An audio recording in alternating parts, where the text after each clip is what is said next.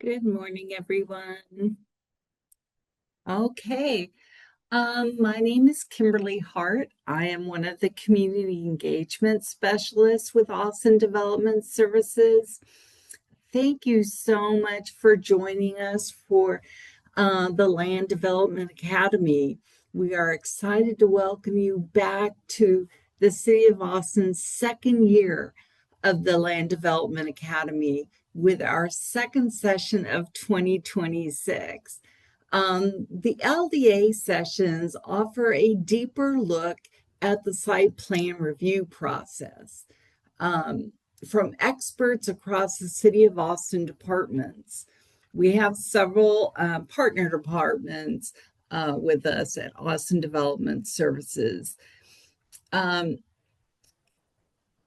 which it looks like we have a good number of participants with us today. I would like to ask you to help us track attendance. So if you're with a group of people, more than a single person viewing, go ahead and enter into the chat box how many people are in your group participating today. We know that sometimes folks join us as a group, so this will help us track how many people are really with us today. All right. Thank you for that. Um, uh, Before we get started, I want to quickly review the engagement format for today's meeting. We have 1 hour set aside for today's program. We're going to start with a presentation and close with a Q&A session. Questions can be posted in the Q&A bank or that Q&A box that you see there. And we really like it. You can help us greatly if you put your questions in the Q&A bank instead of the chat, because in the Q&A bank, we can track them properly and get them answered more quickly for you.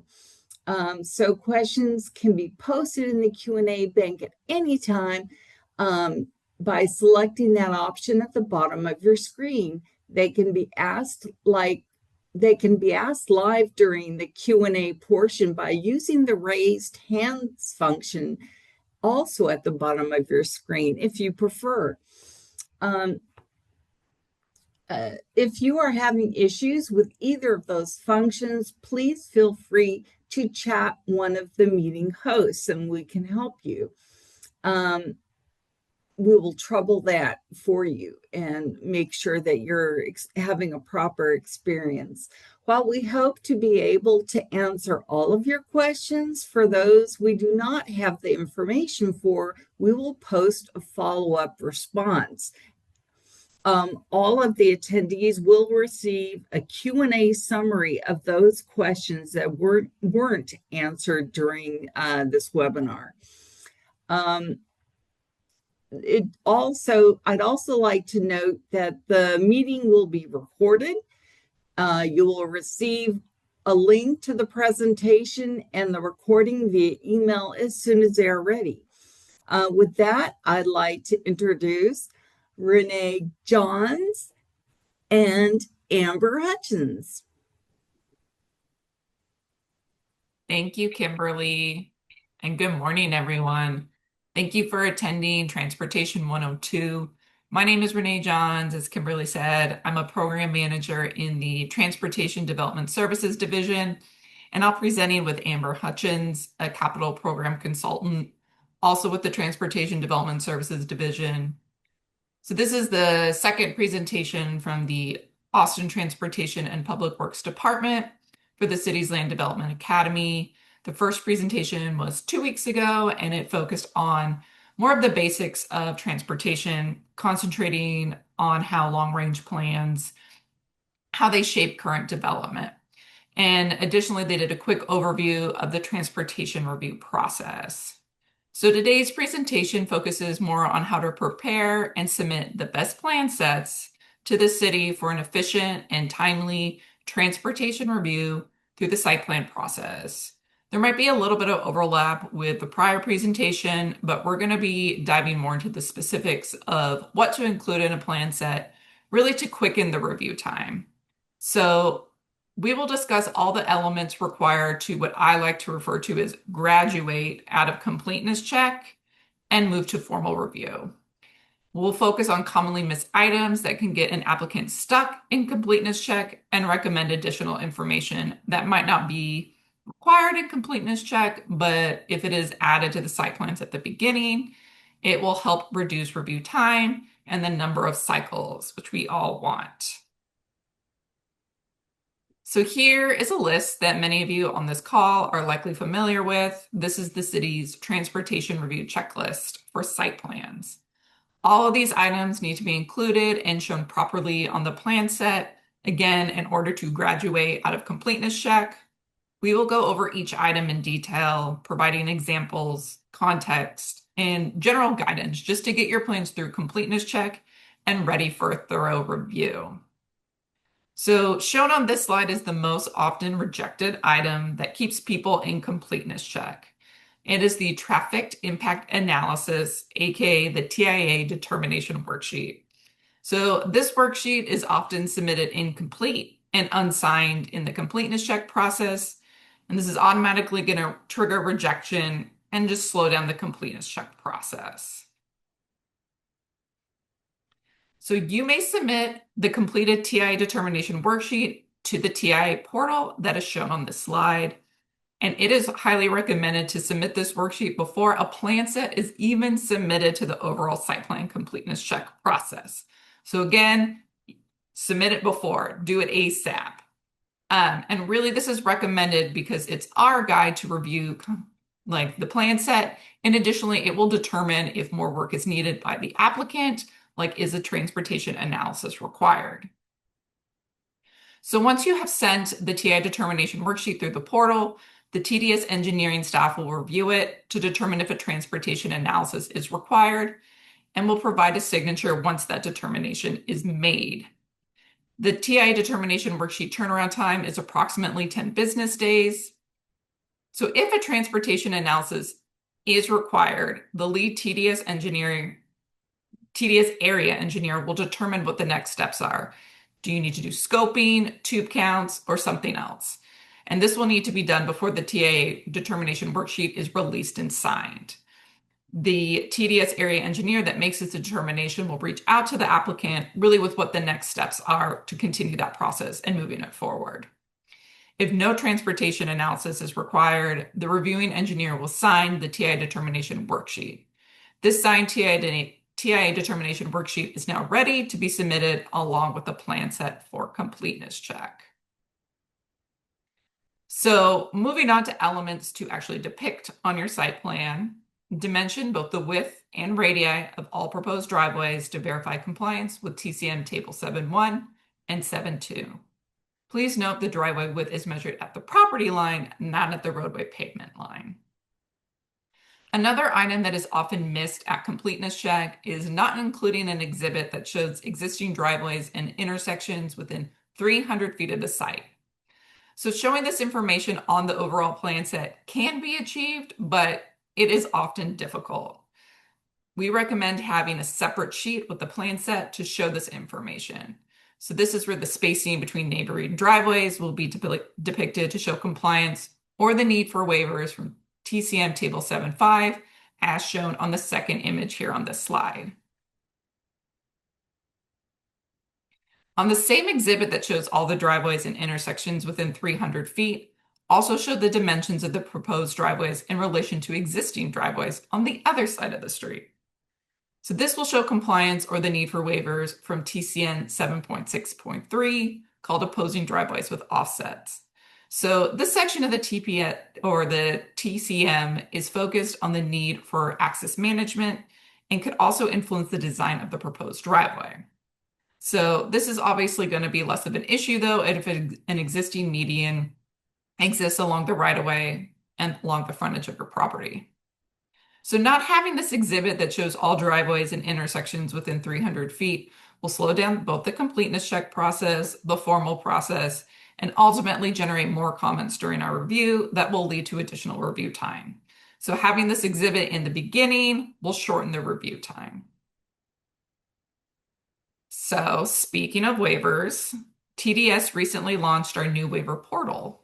So applicants can now submit a waiver request to the portal shown on the slide. So this is the same TDS customer service portal where TI determination worksheets are also submitted. So you simply just need to submit the TPW waiver link shown on the slide, so over at the bottom right. Waivers can be submitted as soon as a project has a case number. So this allows waivers to be submitted with the first formal review. We really recommend taking advantage of this so it can be submitted with your first formal update. You can also just request this waiver with that. That way it will quicken the process as well. So definitely take advantage of this new portal. So the city no longer has parking minimum requirements for land uses, leaving the parking determination for development to the applicant. So the majority of the city will be able to take advantage of this no parking minimums. However, there's always exceptions. So keep in mind certain zoning types such as planned unit developments, called PUDs, and planned development areas, PDAs, might still have their own unique minimum parking requirements. Or they might point to the Land Development Code's Appendix A. So if this is the case, the site will need to comply with the parking minimums found in their ordinance. Please also keep in mind transit-oriented development, TOD regulating plans, such as the one that I'm most familiar with, the North Burnett Gateway, they have parking maximums, and they will also need to be followed. And those are referenced also, they reference usually the LDC's Appendix A for those maximums. So just a few things to keep in mind. So some people might be able to take advantage of the parking minimums, but some might not. So whether your site has parking minimums or not, a parking table is still required at completeness check. Now, while a thorough review of the parking table will not be performed during completeness check, I recommend submitting a detailed parking table at the beginning, again, in order to reduce review time and reduce the number of cycles. So the parking table should always include all proposed land uses, as shown here. We have a personal services and retail office. So this is needed because different land uses will trigger different review requirements, such as the required bike parking, number of loading spaces, subchapter E requirements, among other things. The next thing that we would like to see is the gross floor area for each use. We will also need that. So the gross floor area for each lane use will also help us again to determine the ratio of short-term to long-term bike parking and loading spaces, among other things. One thing to note is that I often see when I review plans is the land uses and gross floor area are shown in the parking table, and they're also shown in the TI determinant worksheet. And so this is where they're often inconsistent. I get that different offices are typically prepping the TI determination worksheet than an office who is creating the parking table. So often these can be different. If they're small and not too different, that's not a big deal. But if these are vastly different, the numbers shown between the two, this will be a comment and could potentially require a TI determination worksheet to be resubmitted. So please make sure these two groups that are preparing these are communicating in order for the TI determination worksheet and parking table to be consistent. So that's just kind of a sidebar to think about. So please also include the number of proposed parking types, which includes the most common one, the standard vehicular parking. Include the number of compact parking. Again, and there is a limit to the number of compact parking spaces, so please show this information from the beginning. Show the number of accessible parking spaces as well. Please include the number of loading spaces if that is applicable to your site. And finally, don't forget to add the proposed bike parking. And bike parking might need to even be further drilled down to show both the long-term and short-term bike parking. So again, while we don't have parking minimums, we still need a lot of information in order to do a thorough review. So please include all these elements from the beginning, again, to shorten your review time. So at completeness check, transportation reviewers will be looking at certain parking dimensions in order to verify compliance with the TCM's parking design requirements found in the TCM tables 9.1, 9.2, and 9.3. Please note we review for parking on street, off street, and even within parking garages. So the major three dimensions we will check that it's notated during completeness check are the parking stalls width and depth, the drive aisle width, and additionally the angle of parking.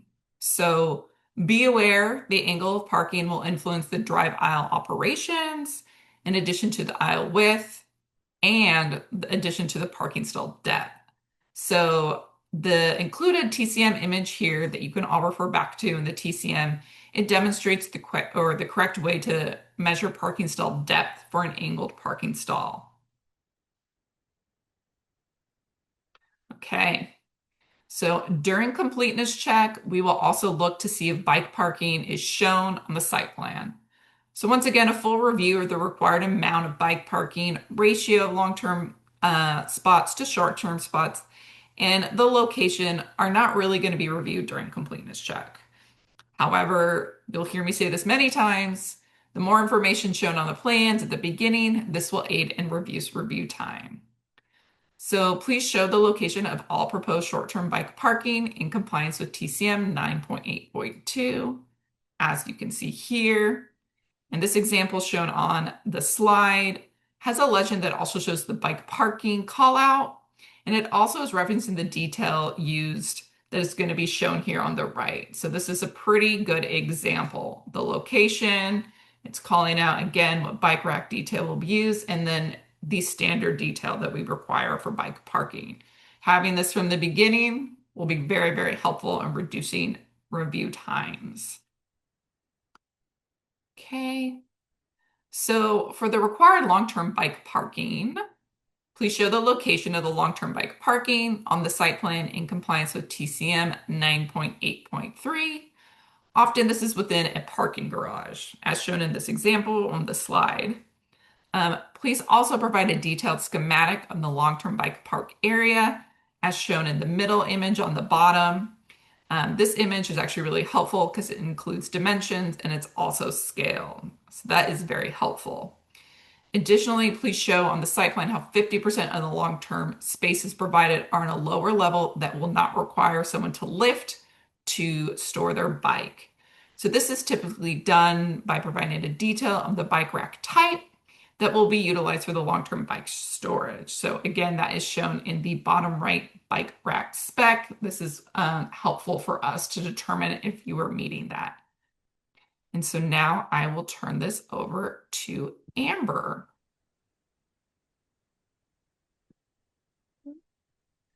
Thanks, Renee. Hi, everyone. Good morning.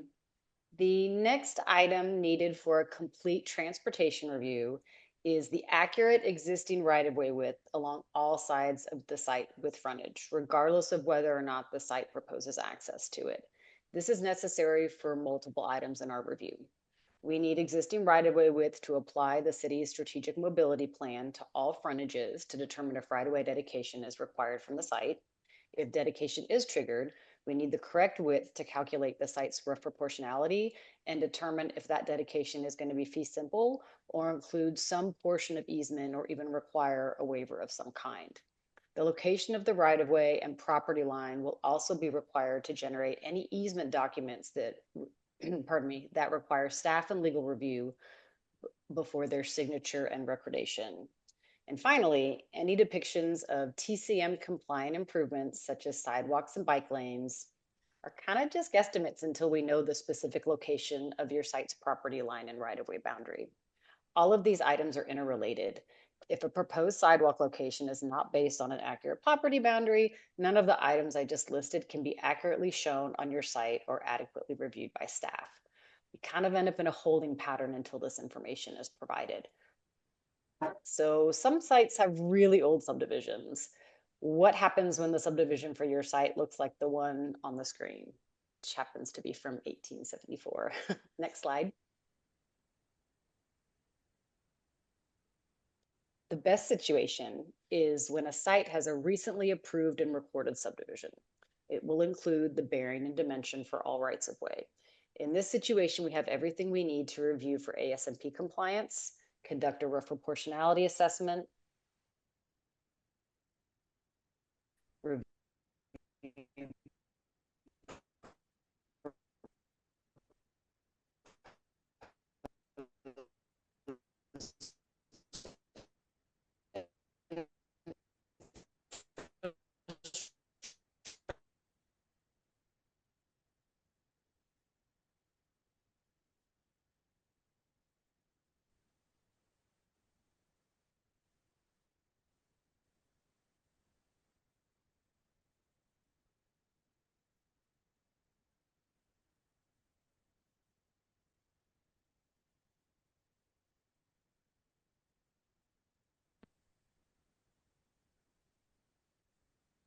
hello.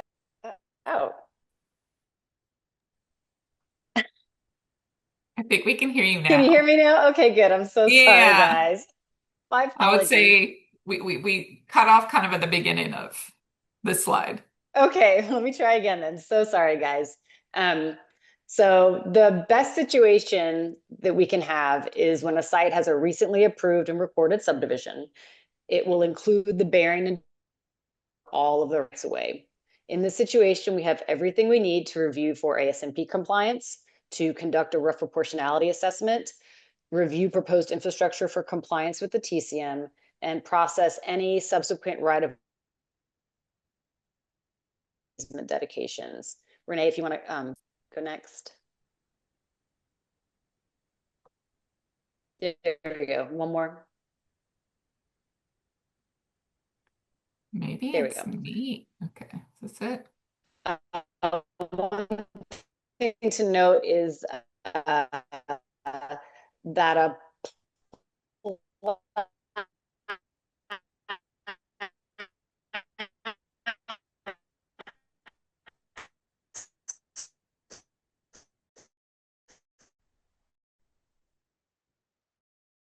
Renee? I can barely hear you. It might be on Oh my end. no. Yeah, no, I think it's my connection. Um, Okay. sorry about that, guys. It's probably the weather, unfortunately. Okay, so in situations where there's not a current subdivision on file, or the current subdivision does not include right-of-way information, or your site is permitting under an approved land status determination, you'll need to provide a survey of the site that includes a bearing and dimension of the right-of-way widths. We understand that there's reasons that a site might enter review without this information, and it can take time to provide it. But the lack of that information creates a delay that cascades from one transportation comment to another, as you can see. Next slide.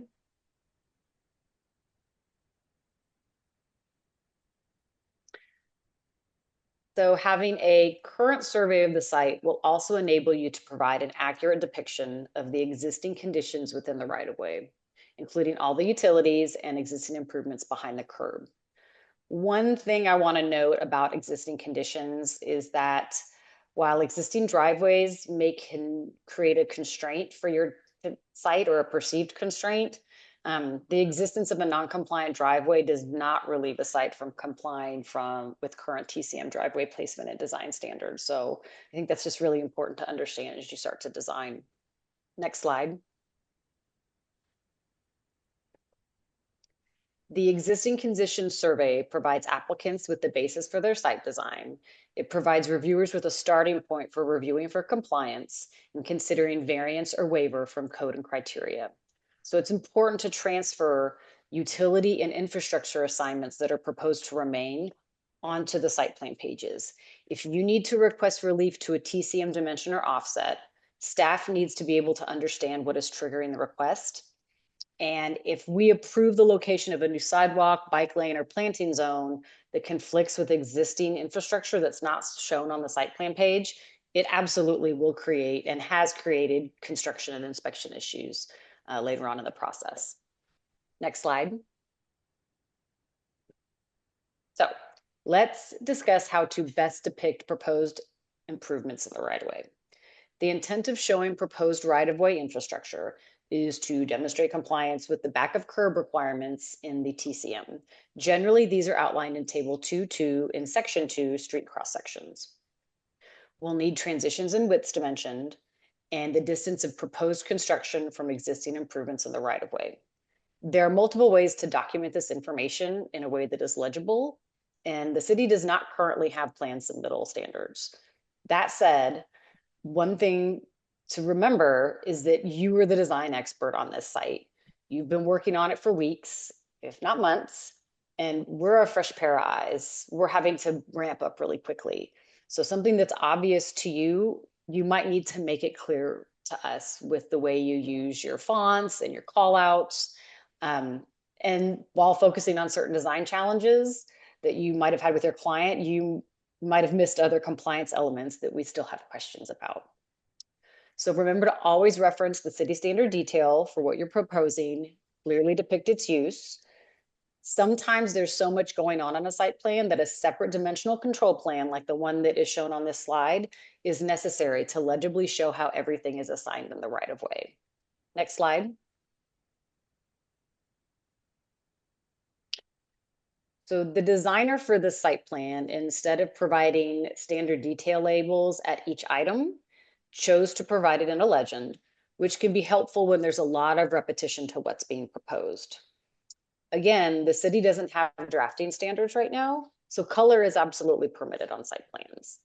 In case you're wondering, we love the use of insets for intersections or segments where there's too much information. There's just too many items in the right of way to really clearly show everything at the scale that's provided for the rest of the plan set. Don't be afraid of insets and detail sections. Next slide.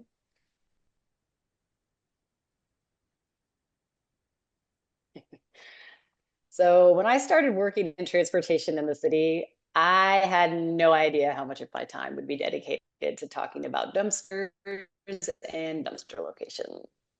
I think we all can agree that trash disposal is a critical operation for any site. It's a challenge to find space to commit that doesn't conflict with other site needs, that works for the service provider, and complies with city requirements for use and maneuvering in the right of way. This is why we ask for your dumpster or trash location to be depicted on the site before you're formally accepted for review. Show it where you'd like it to be, even if that location doesn't comply with code, so we can start the discussion about acceptable waiver conditions as soon as possible. Don't wait for us to make the comment. Let's just start talking about it as soon as we can. So, as Renee mentioned, submit your formal waiver request as soon as you can. This takes so much longer to resolve than people want it to. So we need to start the conversation as early as possible. Next slide.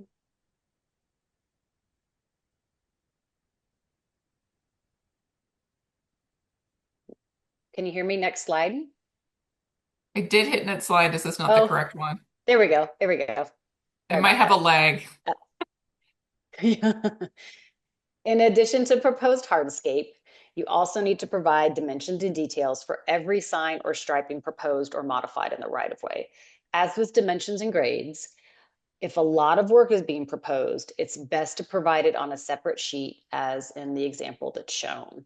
So even though this is on a TxDOT road, it's a good example of all the call outs, the distances, and the offsets that need to be included for an adequate review of striping to state MUTCD standards. Next slide.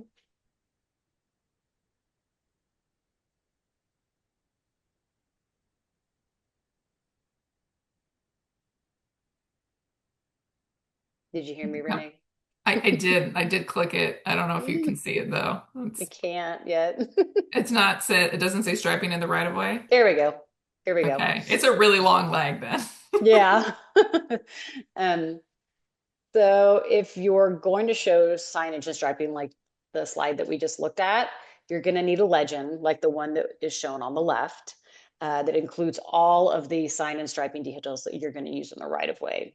Some designers prefer to include the detail next to each of the items that's being installed. So you can just kind of use an arrow and call it out and put it right next to it, like the one in the central, in the center there. You do have to have enough room on your sheet so that the details can all fit legibly together, but that's totally acceptable. And if you aren't proposing that much signage and striping work, it's also completely fine to just include it on the site plan page, like the example on the right. As long as it's clear what's being proposed and all the details are included somewhere on the sheet. Next slide. I clicked it. It's Yeah, slowly. Okay. that looks good. So to summarize what we've talked about today. Next. Okay, completeness check assures a complete review with the first submittal. We want to provide you a complete set of comments with your first review. And I can't speak for other disciplines, but with transportation, when certain foundational elements aren't included in the plan set, it delays our ability to give you feedback on multiple related items that absolutely can affect the number of cycles it takes and your time to permit. Next.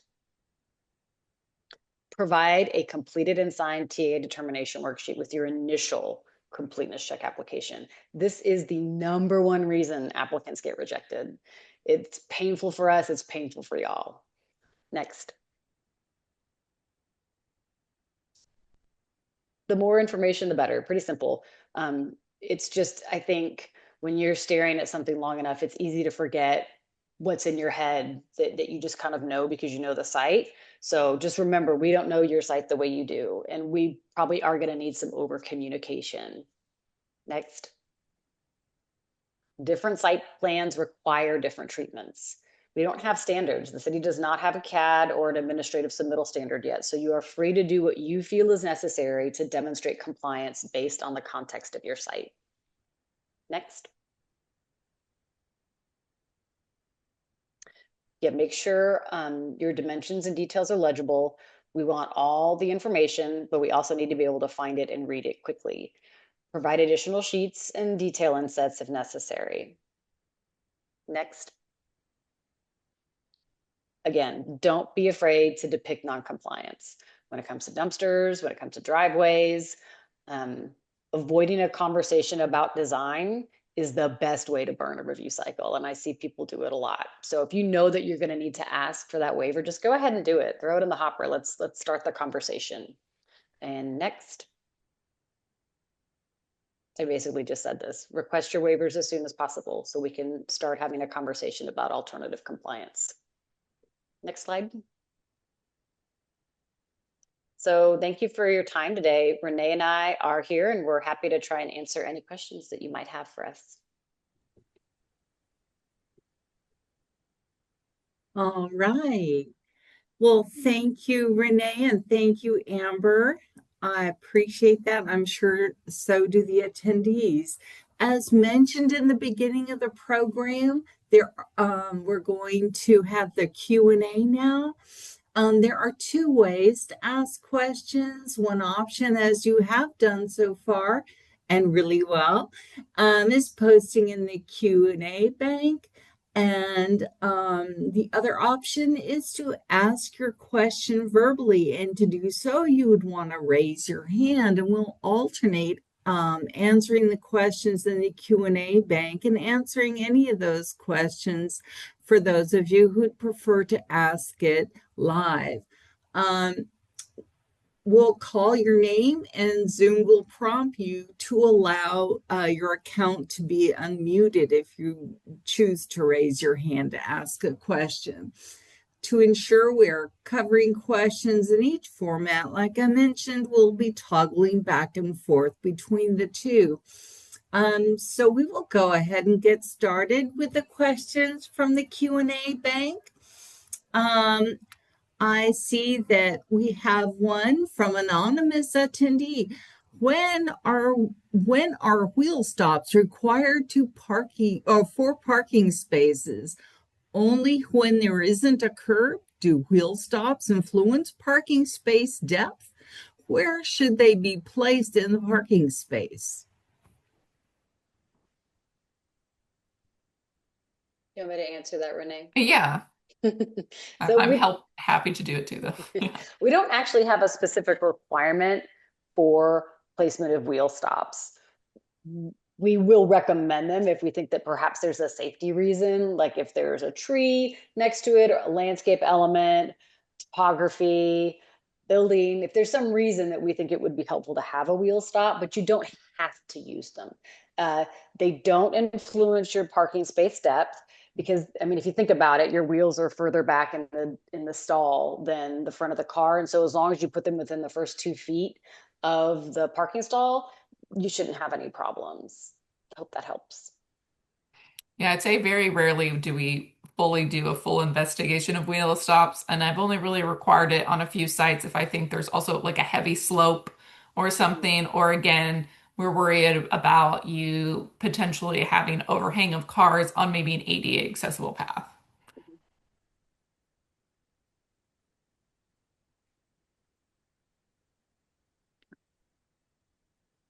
Okay, we have another question in the Q&A bank.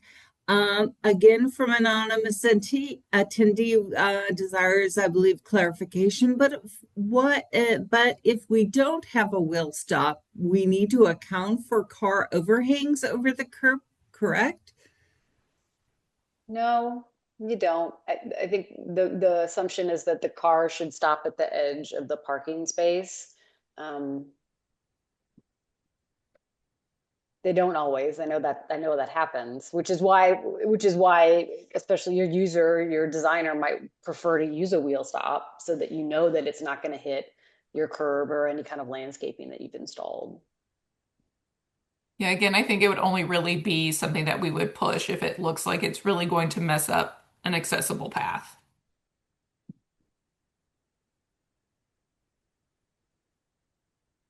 Let's see. Any more questions, anyone? Would you care to um, ask any more? And remember, just drop them into the Q&A as you have been. And I am going to drop some important links if I can get my cursor to move.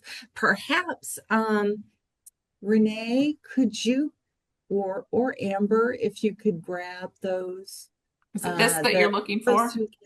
post engagement survey links in the Land Development Academy webpage. My cursor is not. Oh, yeah, they should be showing on the screen. Oh, okay. And drop them in the chat as well, if you could. Perfect. Oh, Yeah. We also have a third question. Oh, great. Yeah, Okay.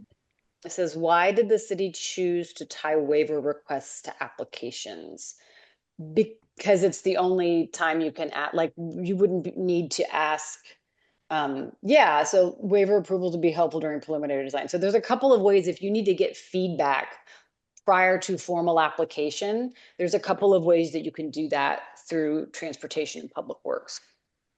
We have what's called a development assessment, and you can get formalized feedback on any waiver that you want considered or assignment in the right of way of your infrastructure. Um, you could ask kind of any kind of general questions or specific questions that you need to through our development assessment process. It doesn't carry with the application. So it is something that I would recommend doing close to submittal so that you know you're going through with the application.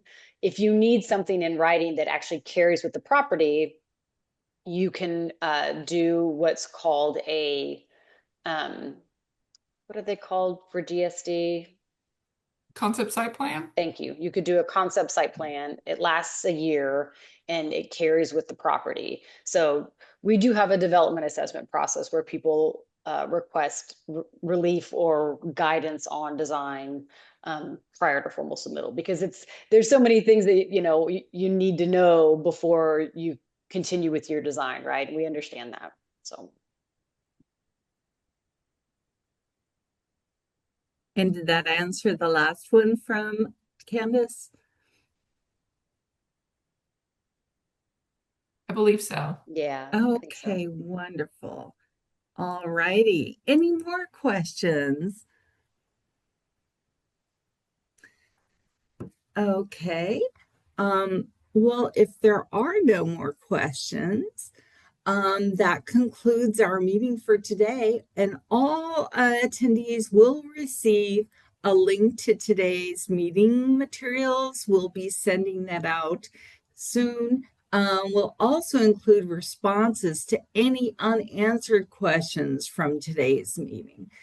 Um, if you find you have additional questions that you didn't have an opportunity to ask, please send us an email to dsdcommunications at austintexas.gov. And if you wouldn't mind scanning those two QR codes, you'll find the evaluation survey that we'd love for you to complete. It provides us with feedback on how we can improve our services and offerings as well. If you have suggestions on classes you'd like to see, I would suggest better cursor movement.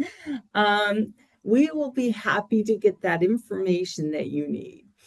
Um, Finally, if you're interested in further educational classes, check out the Land Development Academy webpage. Our next presentation will be taking place on February 11th, where we will learn all about Austin On-Site Water Reuse Review. So again, thank you so much, Amber and Renee. Are there any closing words that you have for our attendees?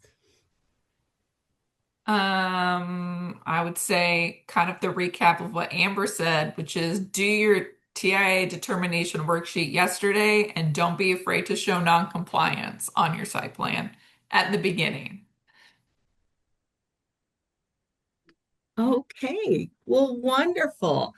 That concludes it then, and I will be signing off, and we'll look forward to hearing from you again. Thank you so much. Bye.